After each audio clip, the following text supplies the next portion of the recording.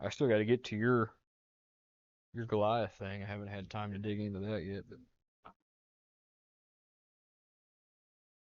a pre-favored question tonight, so you get to ask. Yep.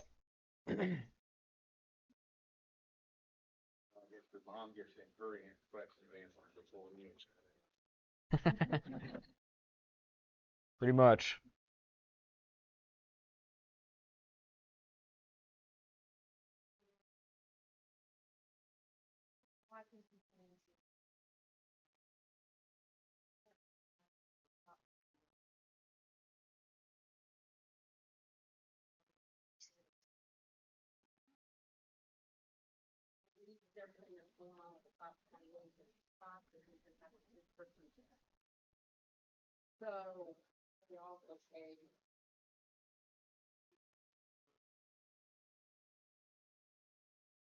Right.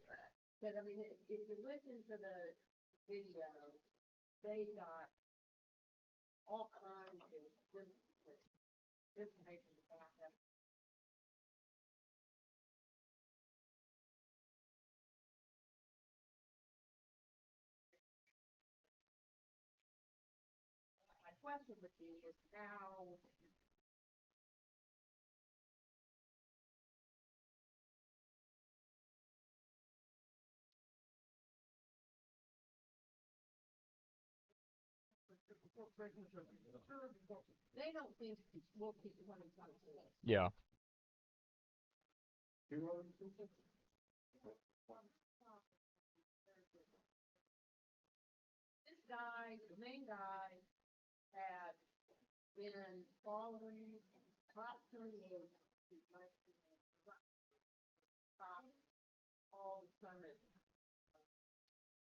Yeah.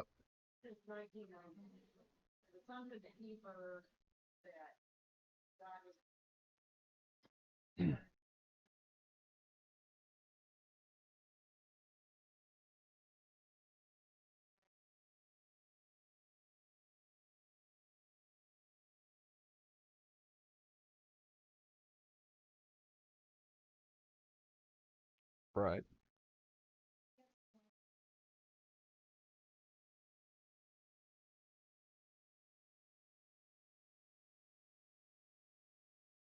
Yeah.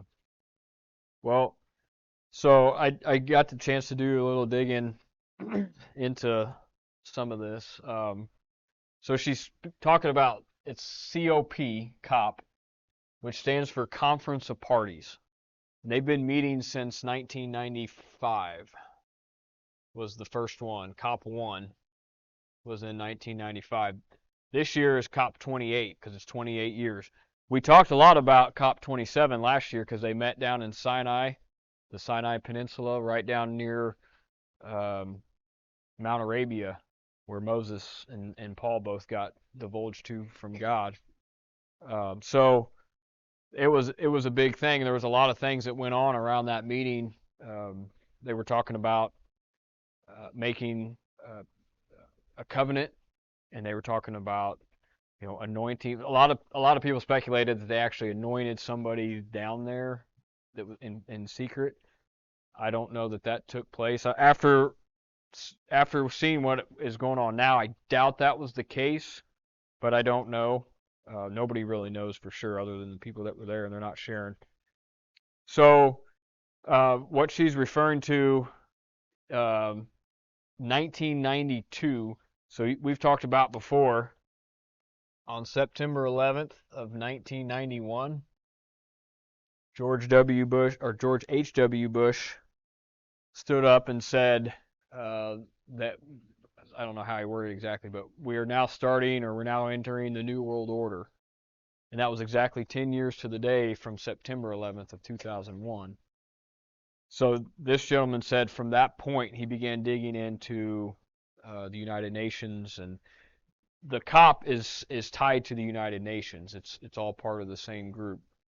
And so when they started meeting in '95, he's been following it every year and trying to watch because they've been talking about enacting a new covenant.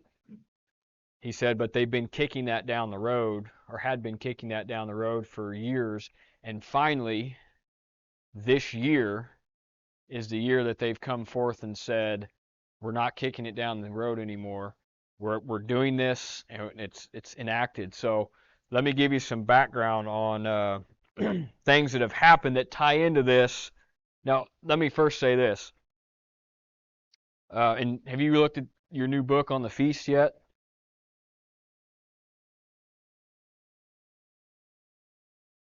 That's probably about as far as I'd get altogether. So, um, let me give you a real quick overview. I know we've gone over these before, but there's 7 feasts in your Bible.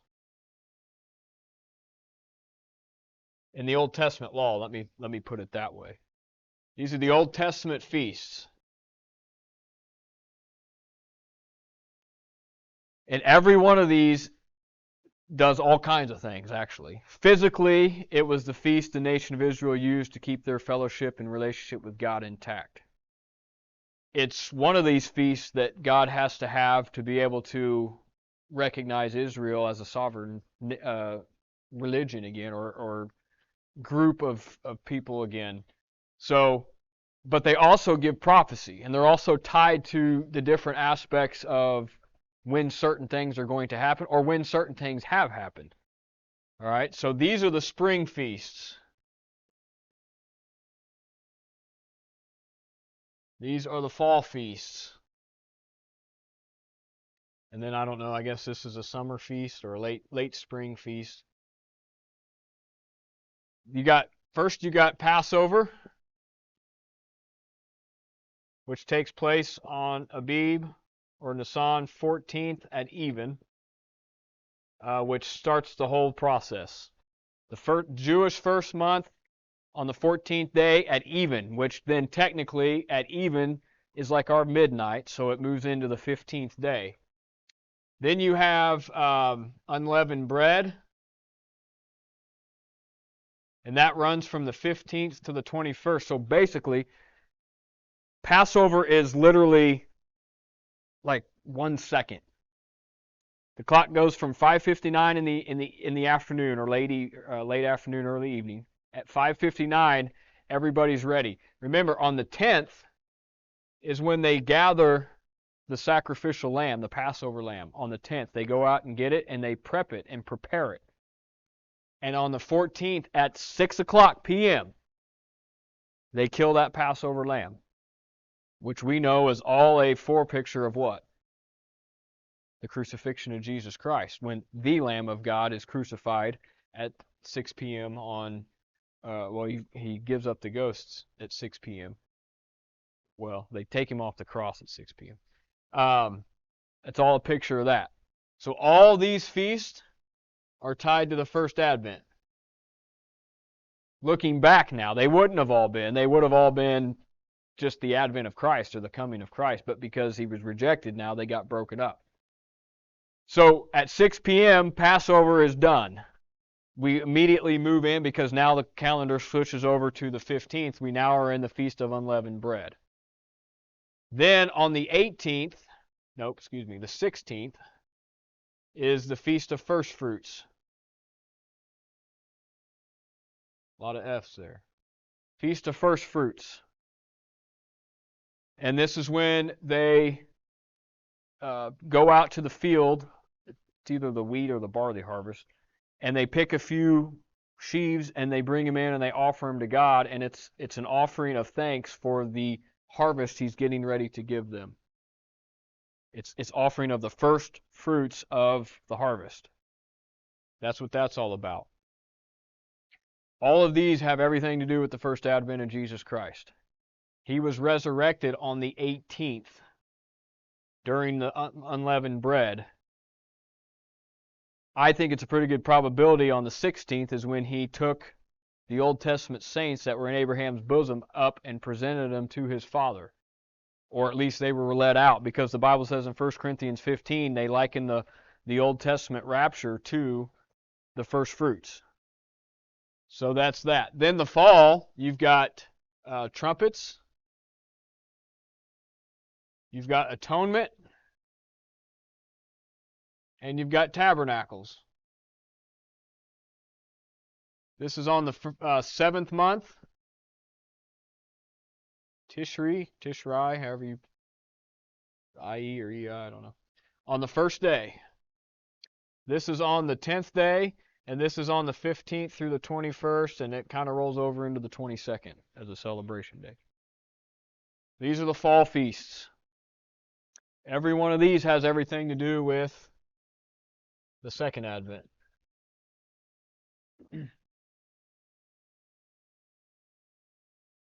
Trumpets is the gathering of Israel to prepare to make atonement for the sins of the nation, to come and tabernacle together. They literally set up booths or tents, and they camp together around the temple to worship and celebrate their relationship with God. It's a very good probability that this is when Jesus Christ was born. It's a very good probability that this is when the earth was created. It's a very good probability that during that week is when he'll come back for the second advent.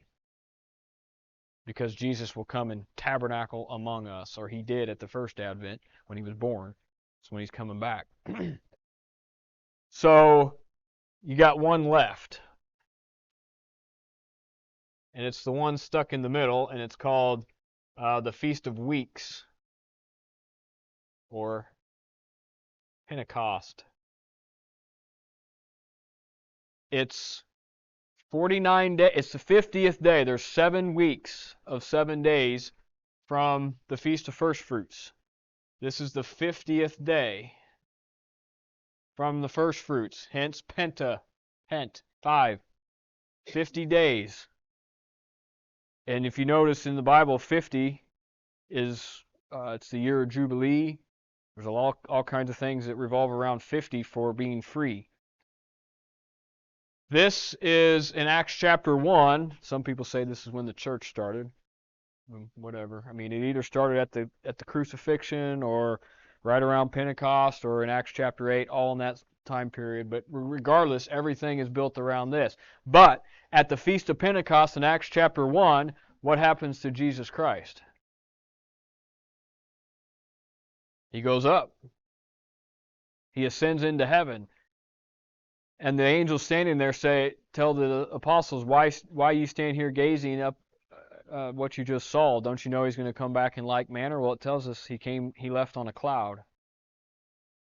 And he was ready to come back had Israel accepted Peter's messages in Acts chapters 1 through 6 and Stephen in Acts chapter 7, but he didn't.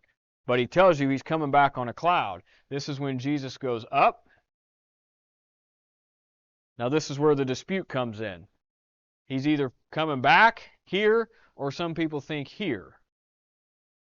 However, people think that because he left here that it pushes it to trumpets. The problem with that is the Feast of Trumpets has everything to do with Israel. It has nothing to do with the church. Never has. Pentecost has always been surrounded around the church.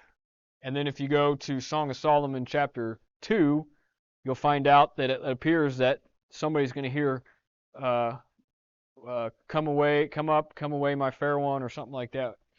And it happens after the rain or winter is gone, the rain has come, and the turtle dove put forth its voice, and it says something about, well, we can just go read it.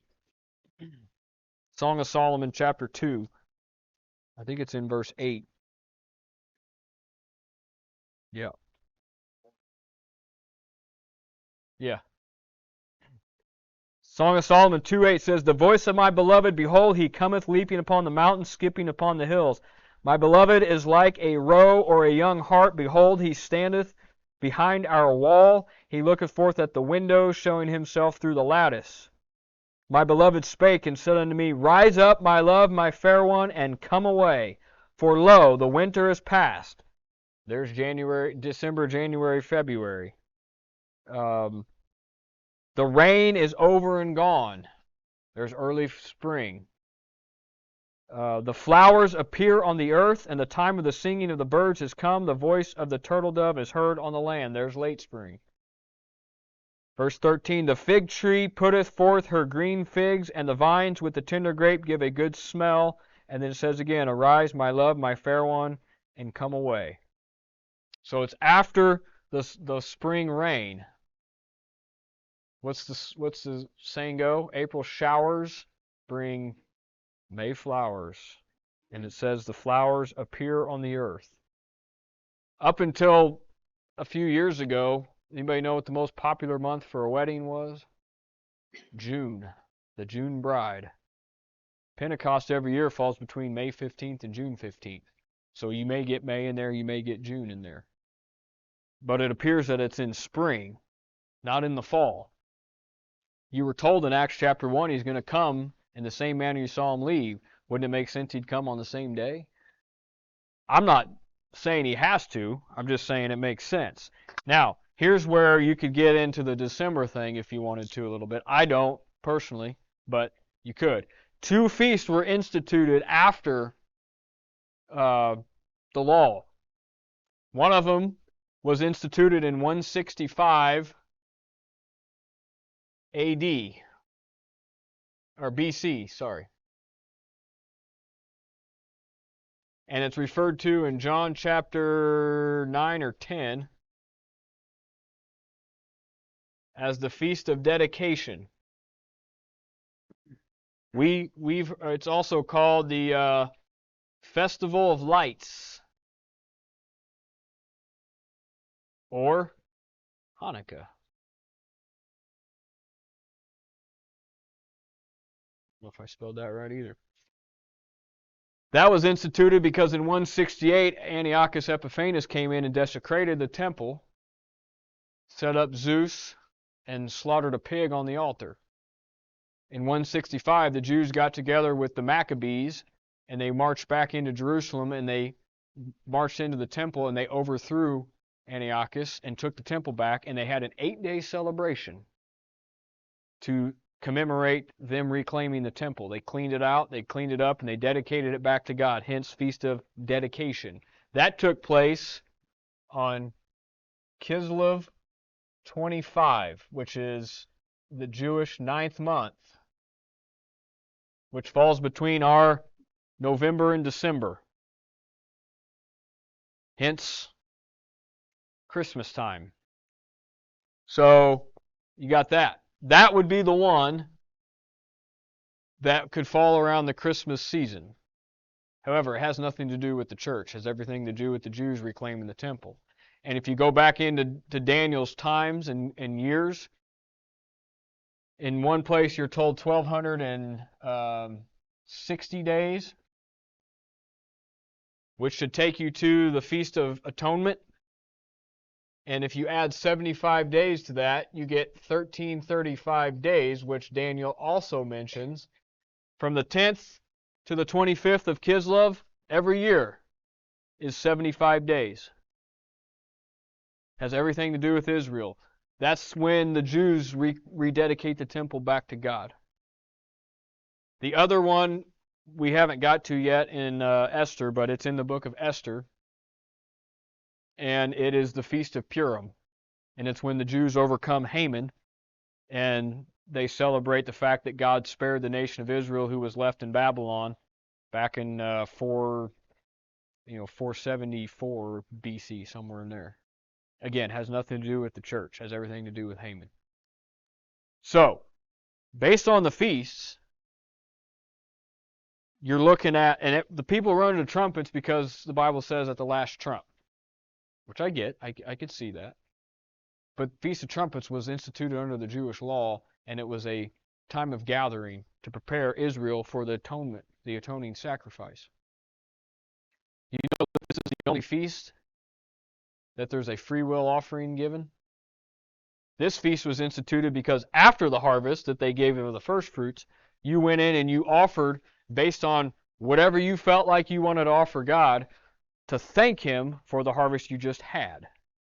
It's a free will offering. You can give as much or as little as you want, just like we do in churches. And you don't have to give any if you don't want to. It was free. It's a free will. The only one that had any free will tied to it. It's all centered around the church. It's a picture of the church age. First Advent, church age, second Advent. So I'm a heavy believer in a Feast of Weeks rapture.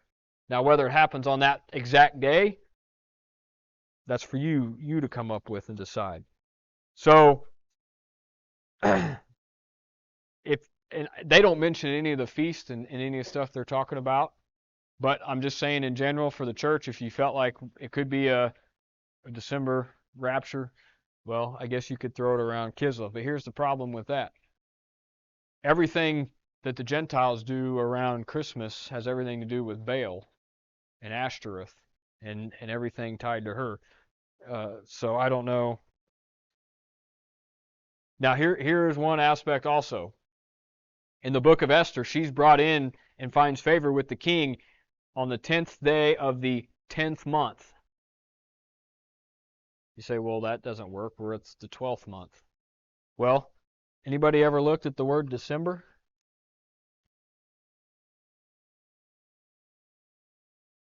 You know that the Gregorian calendar is completely screwed up. We call September the 10th month. Sept is not 10. That's 7. Deca or Dessa is 10. So you could get the 10th day of the 10th month centered around December, even though we say it's the 12th month, it's actually tied around 10. Anybody look at October? Since when did Octa have anything to do with 10? Has everything to do with 8. So you got that going for you too, I guess.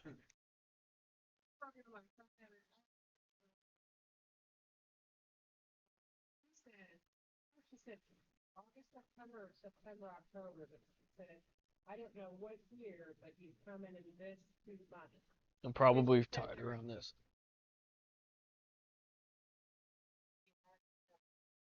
That's what folks will say. They say he left here, so that fulfilled Pentecost. So now it's pushed off to trumpets. And I agree. That's just not the rapture. This is all tied to the second advent, which is his full coming. See, when he comes back at the rapture, he doesn't come all the way to the ground. He comes on a cloud, just like he did in Acts chapter 1, and he goes back on a cloud. He doesn't come to the earth. This is tied to his second advent, his actual appearing to the world. Only the church sees him here. So, and I don't know if you've ever noticed when you read in Acts chapter 1 when he leaves. Now, again, maybe I'm reading more into the Bible than I should. Sometimes you just need to take it at face value. Who notices that he leaves? It's just the disciples standing there, right? Only a select group notice that or see him. Well, what's going to happen at the rapture? Only a select group is going to see him. The rest of the world is going to have no idea. They're going to hear a big clap of thunder, and they're going to be left. But yes, there's a lot of people that think it's the Feast of Trumpets. Here's why I don't want it to be the Feast of Trumpets. Because it just passed, and we're still here. However, we got to wait till June to get to Feast of Pentecost for the next one, so I guess it won't be that far off from the fall at that point. Now, let me give you some interesting points about things that are going on with this COP meeting. Anybody got any questions on the feast? I guess I could, well, I'll just erase it. There are some pretty interesting aspects to this. I will say, and I did some pretty big digging today. I want to do a little more, but I don't think King Charles is the Antichrist. But gosh, after, have you ever read something and just kind of, oh yeah, okay, but then when there's an actual event that takes place and you really start digging in and lining things up, more things pop out. That's kind of, I spent a lot of time in Daniel chapter 11 today. I wanted to get deeper in some other areas, but I just didn't have time. But I don't think he's the Antichrist, but boy, I'm going to show you how he could definitely be leading this thing in to where we want it to go, because it gets us out of here. Let me give you some interesting facts about some things going on. First of all, in 2015,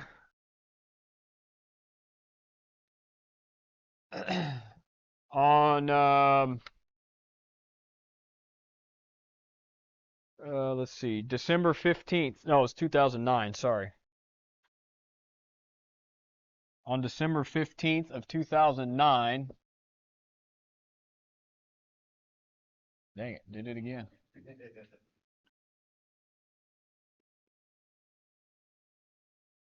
King Charles stood and gave a speech, and he talked about the fact that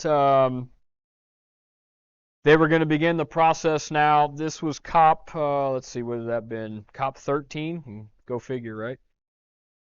That they were going to begin the process. They weren't going to enact the 7 years yet, but within 7 years they were going to begin the process of enacting their 7-year deal that would put all this in motion to get going. So in 2015,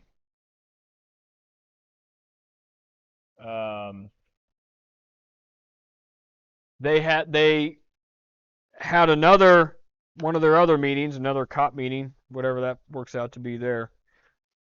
And this one was tied to the Paris Agreement, the Paris Accord Agreement. The Paris Accord Agreement has everything to do with the New World Order.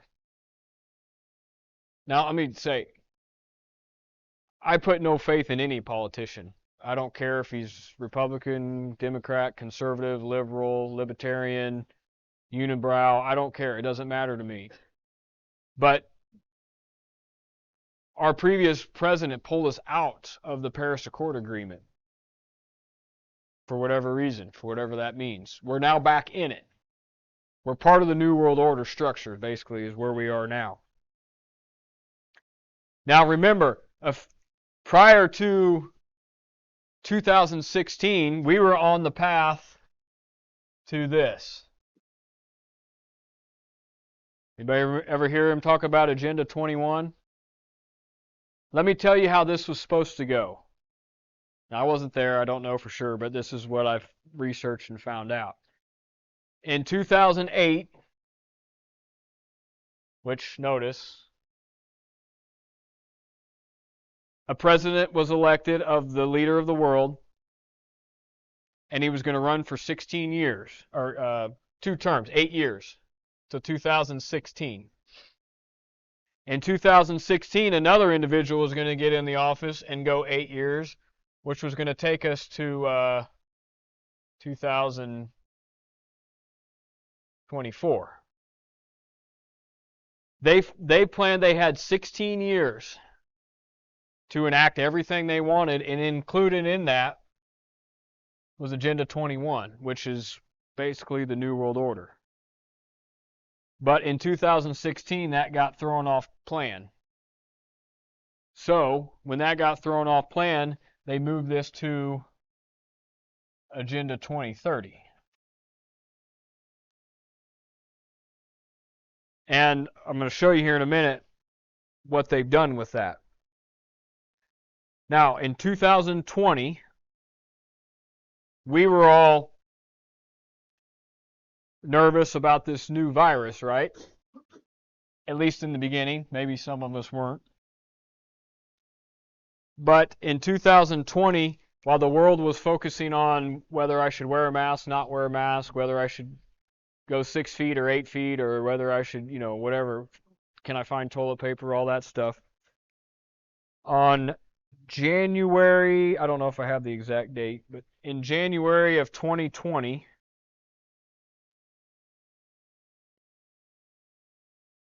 and by the way, he wasn't king yet. I said king earlier. He was still Prince Charles at the time.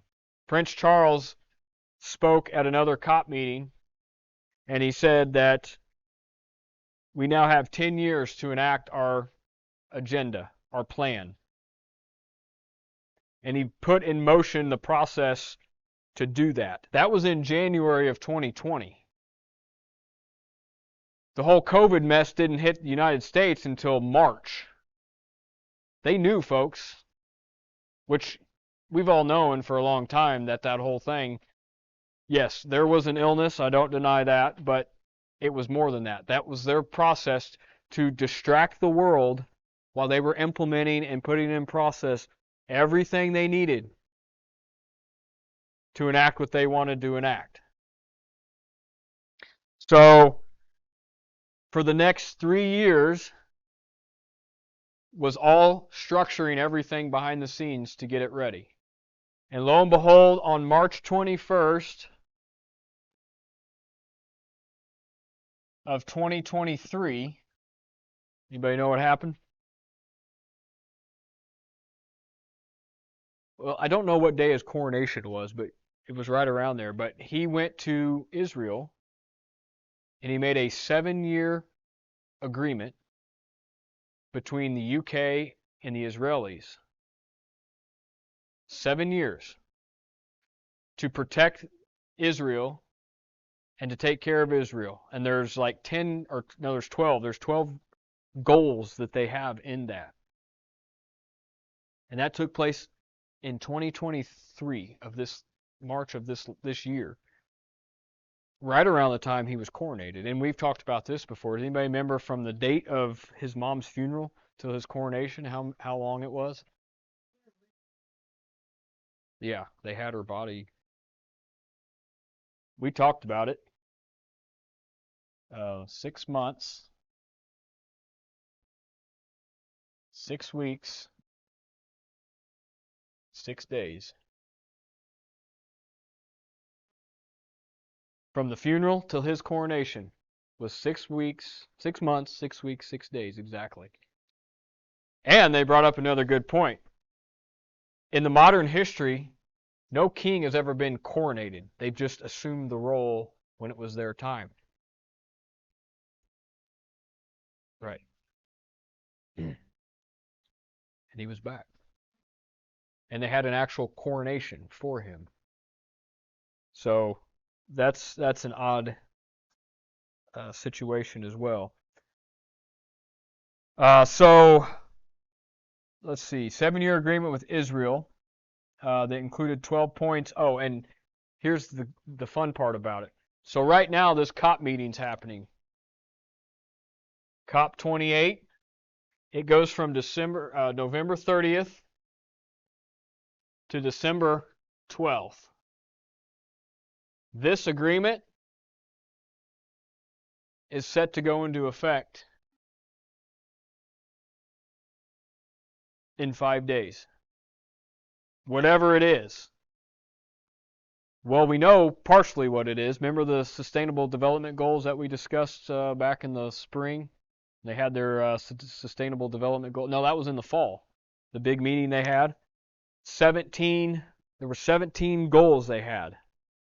And it just so happens now that at this meeting, one of the things is on their agenda is to bring peace between Israel and the Palestinians. And guess what goal number that's going to be? Number 18. Goal number 18. They also, in their, and I think I mentioned this with the SDG movement, but one of their calls in this meeting is no man left behind. No man left behind. So you got that going for you. The other aspect of this meeting is the fact that, sorry, I got so many notes and I should have put them in order, oh, that's it. This is the first out of 28 meetings. This is the first one that's centered around peace and safety. Somebody read 1 Thessalonians 5:3 for me.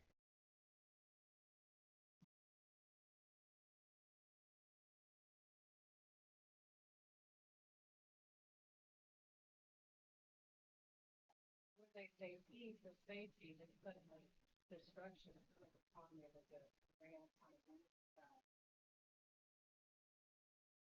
And then supposedly on December 12th, They're going to enact the plan of peace and safety to bring peace around the world, starting in the Middle East with Israel. That's Wednesday? Tuesday? Now, look, I'm not saying anything's going to happen. I'm not. Now, also, supposedly on this day, he's pre-recording, King Charles is pre-recording his Christmas message that's going to air on December 24th to the world. See what that has to say. Now, here's another fun aspect of this. December 12th is the culmination of the current meeting. COP35 is going to take place in 2030, which they're saying by COP35, all 18 of their goals must have occurred. They are adamant, and they made this clear at the SDG meeting back in September, they are adamant that these next 7 years are it. That if we do not clean up our world, then it's over. So they're going to do everything they have to implement these goals. It just so happens that the next meeting starts on December 5th of 2030. You say, okay. Well, guess how many days that is? 2,550. You say, what's the big deal about that? Well, Daniel tells you 1260 and 1290. 2,550 days is roughly how long the tribulation will be.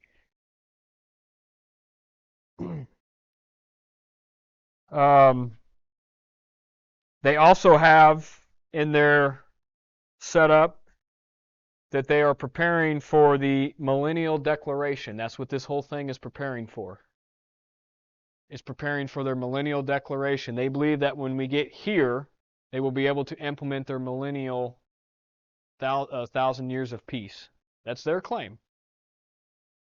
It's in their documents. They show it. When you watch this video, and I've watched a few more since then, they'll show you the documents that it's in there. Now here's where it starts. Well, not starts. It's already crazy, but there's more to it. Prince Charles at the time, King Charles now, wrote a book called Harmony several years ago. And the whole purpose of the book is to talk about the fact that man needs to be in harmony with nature. The whole process of this movement is based around what they call Mother Nature. They consider nature our mother as humanity, and we're supposed to be good stewards to bring this earth back into line and back into what's the C word I'm looking for? Connection. That's not what I'm looking for, but you get it. Connection with earth, in harmony, harmonized together. Cohesiveness, thank you, with Mother Nature. So in their COP28 logo, in the dead center is a woman. And she's holding a bird on her hand. I don't know. The guy said it was a dove, but it looks more like an eagle. I don't know. But to her left, or to the left of her, it's probably a raven. It's all white. To the left of her is a temple. And it's interesting that the temple in that image looks much like the front of the design temple that the Jews have prepared to build. And on her right is a horse. And the guy's right. In the color, the way that the background is green on this thing, and the color of this thing is kind of like a pale, I don't know, like more pale than that door. It's not white. It's kind of an off-white, pale looking. Well, that's Revelation chapter 6. The pale horse. What does pale horse bring? Famine. And it's all right there in their logo. And this guy brought up an interesting point. It makes sense because we keep talking about the third temple. But you know what happens to the third temple at the second advent? It gets destroyed. Jesus Christ, along with us, come ripping through there and blow that thing up. So now it makes sense. This guy believes that they're going to build this temple to Mother Nature. And it's going to be her temple. Well, that makes sense because then Jesus Christ can come blow that thing up because it was supposed to be his temple. I don't know, but it is interesting. Yep. King Charles is the king of nature, and he's the king of the universe because he has two crowns right now. He has the crown of one's called the Terra Carta. This is his first seal, and it's a crown over the world. The second is called the Astra Carta, and it's the crown over the universe. And it says around the outside of it, to care for the wonders of the universe. That's what he believes his call is now, is to bring the world back in line with nature, and then to bring the universe together. It's pretty darn close. Now let me give you some information on Daniel chapter 11 that will help, and there's more to all this. Oh, that's what the Pope. They've called the Pope the prophet, and if King Charles is the king, you have the false king, the false prophet so far. They talk more about the image and technology going into the wrist. They say within the next 4 years, part of their goals is to have everything you can do on this to be able to be implanted in your wrist in the next 4 years. Well, we've talked about the fact that if all of our dates play out, December of 2027 would be the abomination of desolation to match Antiochus Epiphanes. That would be right around 3.5 years, 4 years from now. So that ties in with all that, the mark of the beast. Now in Daniel chapter 11, which lays out kind of the process, in the first 4 chapters you have England, Russia, the United States, or first 4 verses, sorry, England, Russia, the United States. Then in chapter 5 it begins to move in to the Antichrist kingdom. So I do not believe King Charles is the Antichrist. I don't. But I think he could definitely be one of the forerunners to get this whole thing kicked off. From Daniel chapter 11 to Daniel chapter verse 5, 11:5 to verse 19,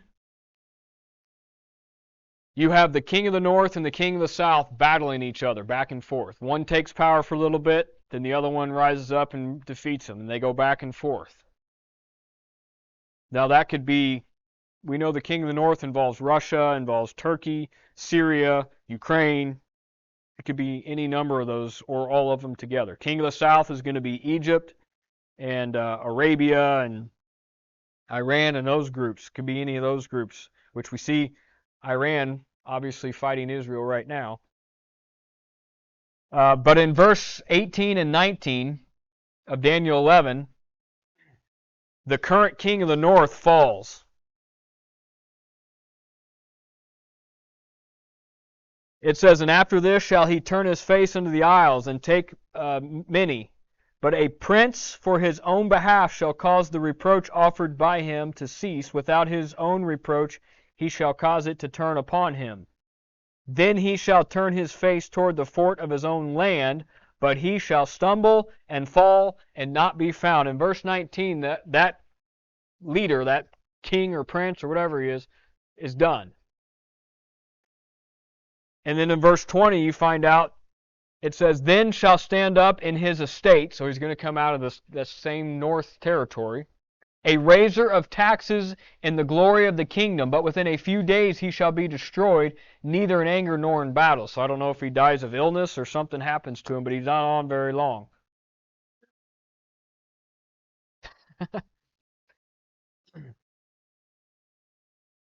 That's very true.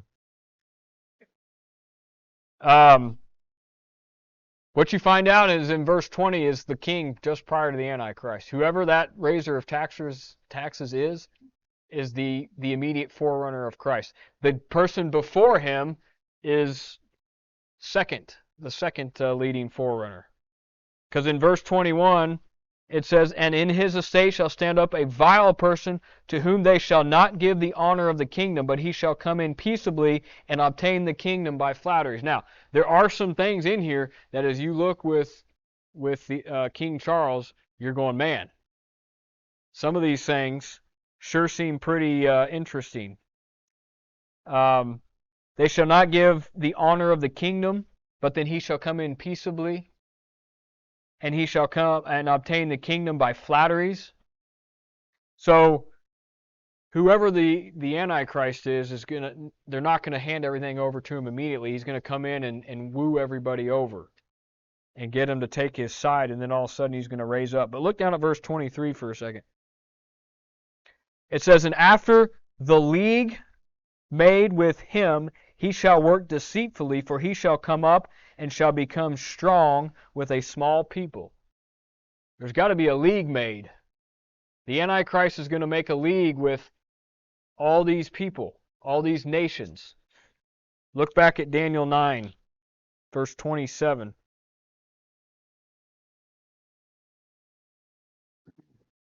It says, and he shall confirm the covenant with many. Let's talk about the Antichrist for 1 week. There's going to be a 7-year covenant with many that's tied to the one in Daniel chapter 11. So Gina's kind of said it. Where was Charles before all this blew up? I mean, I know he was working in the background, but now all of a sudden it seems like he's come to the forefront, and now he's all of a sudden the center of all this whole thing. Now, I don't think he's the Antichrist personally, but you start nailing down some of these details and things that he's doing and things that he's saying. He just made a covenant with Israel in March of this year, and he's supposed to enact that covenant on December 12th in 5 days.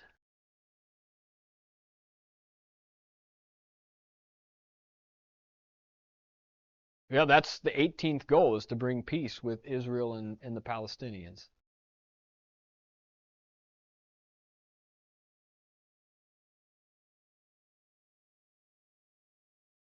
On his property.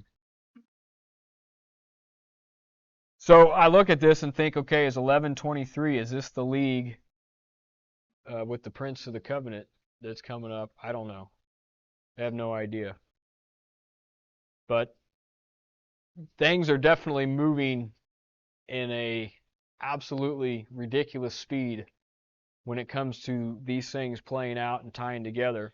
And if what they say they're trying to do at this meeting, this is the day they plan to kick off their 7-year agreement. So people run to 1 Thessalonians 5 and say, if this is the agreement that says peace and safety, watch out for sudden destruction. I don't know. But it's definitely getting, it's like we're right at the suspenseful part of the movie now. It's like, you know, the first part of the movie, you make all your bathroom runs and you go refill your popcorn. But this gets to the part now where you can't leave.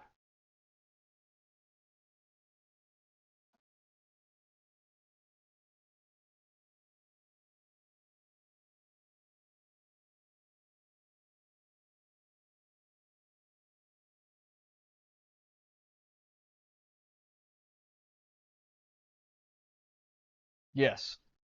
Yeah, in 2024, from the Feast of Pentecost to the Feast of Dedication, which is Kislev 25th, is the day Antiochus went in and desecrated the temple in 168.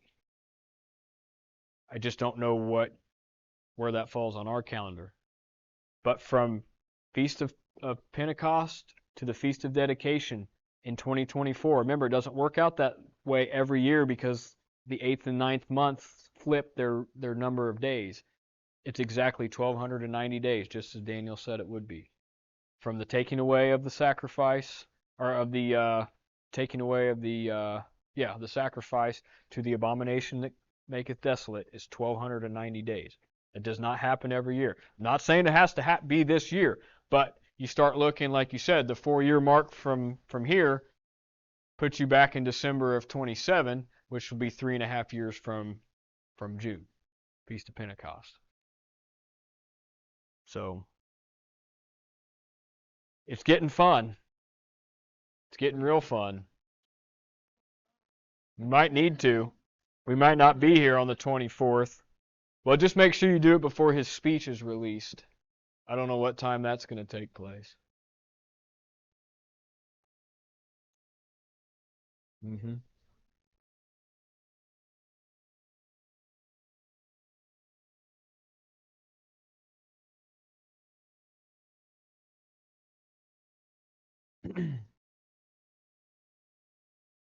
Yeah, this whole COP meeting is based around the call you to unite. The call to unite.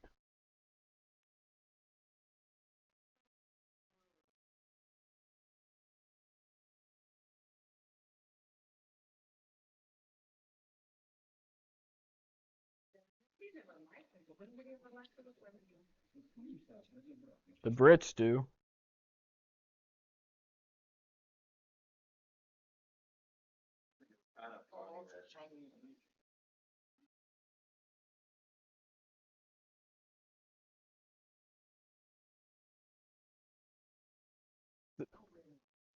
Because part of their plan is to have a one world military that's controlled out of wherever they set up headquarters, the UN area.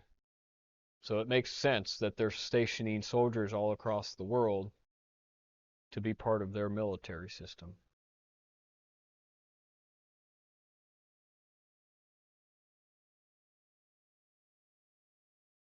Yes, to bring in the Muslim faith. Well, the Chrislam faith, which is Catholicism with the Muslim. So you get Catholicism from Rome and the Pope, and you bring the Muslim background from the Antichrist himself.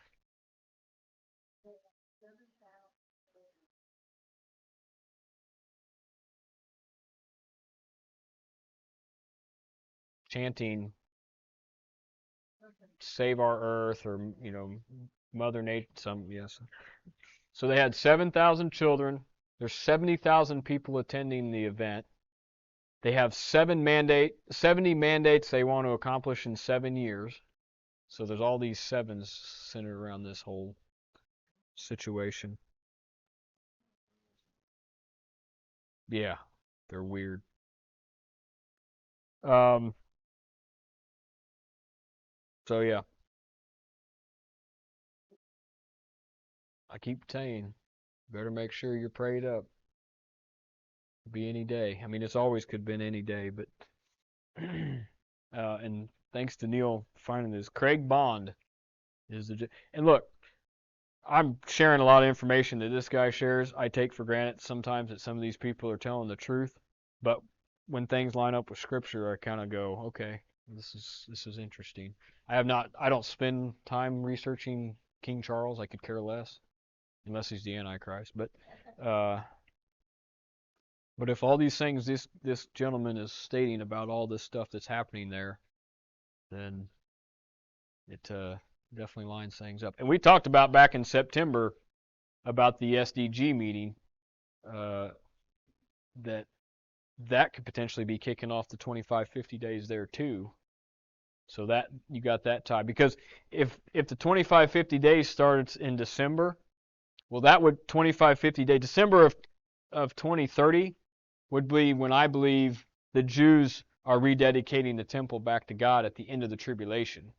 So I just feel like it's a laughing matter for these people. They think that by this time they're going to be reigning as the world and universal power, when in reality it's going to be God. Jesus Christ will be back on the throne in Jerusalem. So that's why I think the 25, 50 days actually started in September on God's clock, because that would put the second Advent right around the Feast of Trumpets and Feast of Tabernacles. That's when God cuts it off. And then there's 75 days from Atonement to the Feast of Dedication, which puts you right back down around here, that the Jews are working to get the temple cleaned back up and prepare it for Jesus Christ to come sit on it and reign and rule as king for the real millennium. So, sustainable development goals. And that's currently the 17 goals the New World Order has to bring man in harmony with nature. Zero emissions. You're eating lab-grown meat. We're not. There's no fossil fuels. I mean, if they get their way with this, they want to cut fossil fuels. Y'all better get a really nice bicycle, because gasoline's going to be about $100 a gallon. I mean, they don't want anybody driving cars. They have stated that by this day, Klaus Schwab with the World Economic Forum, who's tied in with all this, that by this day, every human will own nothing and you will be happy. You will have no home. You will have no vehicle. You will live where they tell you to live in a 15-minute city, meaning you're allowed to venture out from wherever they allow you to live 15 minutes in a um, radius of 15 minutes. And Arizona, Phoenix, Arizona has a model 15-minute city right now that they are trying. Hmm. Yep. Yep.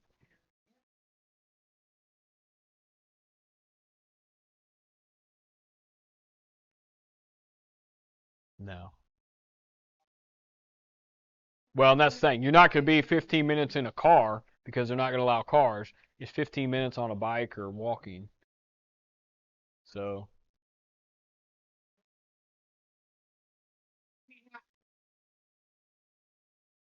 yeah, if you walk fast, You're on a bicycle, maybe that.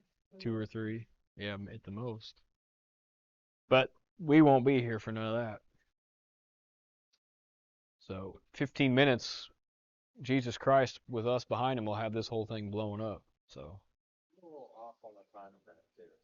You're saying that they're talking about tribulation being over by 2030 or starting? they're not saying the tribulation. From December 12th to December 5th of 2030, that's their 7-year plan to enact their New World Order. Yes. So that's their plan. Now, if this is working the way I want it to work, they kick this off on December 12th. By June 12th, Feast of Pentecost in 2024, we're out of here.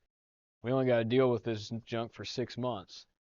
And hopefully we can, survive 6 months. I guess if not, we go home anyway. So that's my prayer. I mean, heck, I'd rather it be December 13th, but I don't know. So it'd be cool if it was while we were doing candlelight service on the 24th. Well, I mean, shoot, we'll put King Charles right up here. We'll let him have his message. We'll be singing and get out of here. And then anybody left behind can finish watching what their next 7 years are going to look like.